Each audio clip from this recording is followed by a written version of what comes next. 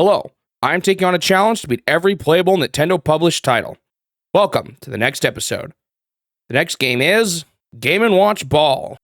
If you watched my first video in this series, you might recall that I mentioned that Nintendo initially made Hanafuda cards.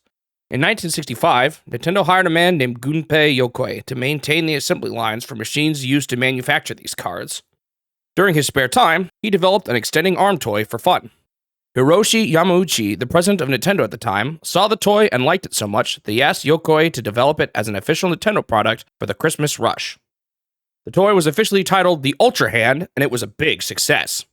Yokoi had earned himself a spot as a key designer for Nintendo, and he went on to develop other toys such as the Ultra Machine and the Love Tester. One day, during his travels, Yokoi saw a bored businessman playing around on an LCD calculator using the buttons on the device. This gave Yokoi an idea to develop a watch that doubled as a miniature gaming device. Yokoi pitched his idea to Yamauchi, and he was greenlit to develop his concept. Thus, Game & Watch Ball was born, and it became one of Nintendo's first major successes. This launched an entire Game & Watch series, which had around 60 total games, and was the start of Nintendo's wildly successful venture into the handheld market. I imagine many of you know the Game & Watch series because of Mr. Game & Watch's presence in the Super Smash Bros. Series. While the Game & Watch games don't ever explicitly call the character you play as Mr. Game & Watch, his entire moveset in Smash Bros. Is based around the various actions you perform in the Game & Watch games. I found it kind of fun to pinpoint the exact games these moves came from, so I plan on including a brief section showcasing which moves are based on the game I am playing. This one, Game & Watch Ball, is featured in all of Game & Watch's throws. You'll notice that during the throw, the opponent is converted to their stock icon to match the size of the ball that you juggle in Game & Watch Ball. So, let's take a look at how Ball actually plays. These games are very simple, so get ready, because a lot of these videos will probably be pretty short. Each Game & Watch was a separate unit, featuring their own controls and physical appearance. The controls of Ball are very simple. You have buttons for left and right, buttons to select between game modes A and B, and a clock button. The clock button shows the time, while a dim of sorts plays in the background. I took a look at the clock at the start of each of the Game & Watch games, but it's not really part of the actual gameplay, so I won't spend too much time on it. Each Game & Watch has two game modes, Game Mode A and Game Mode B. Typically, Game Mode B is the harder difficulty, although occasionally it is used for multiplayer modes, as we'll see later. In Ball, Game Mode A sets the game to use 2 balls, while Game Mode B sets the game to use 3 balls.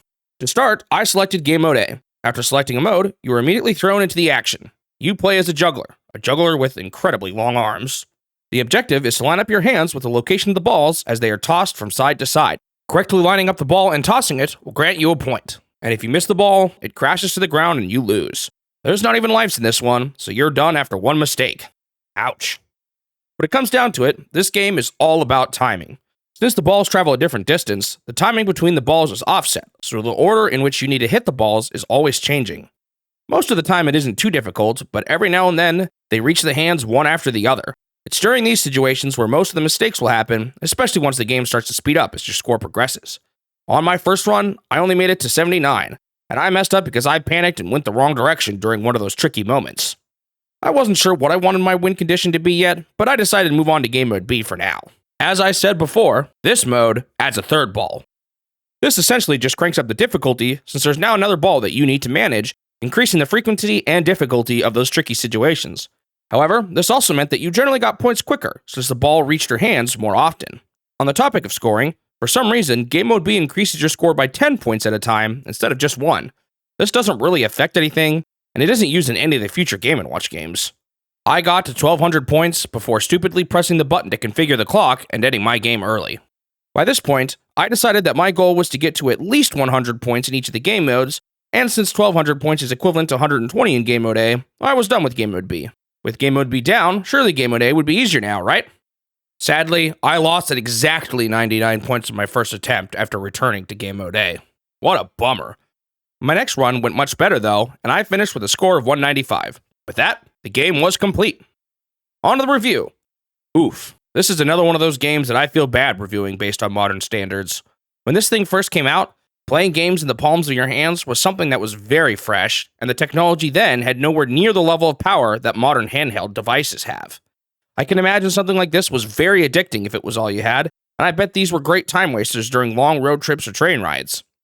As I've mentioned before though, I'm not all that into high score chasers, which is unfortunately a big component of the Game & Watch games. I found this one to be particularly simple, and outside of those key moments, I didn't find it to be especially engaging. I gave the game a 5 out of 10. Remember, these are my personal enjoyments of the games, so you may find more enjoyment out of them if you like simple time wasters and high score chasers. Thanks for watching the video. If you want to see more of these in the future, make sure you subscribe to the channel so that you won't miss out on the next one. Also leave a like if you enjoyed it, since it'll help the channel grow and motivate me to continue the series. I hope I'll see you in the next step of my quest to beat every Nintendo game.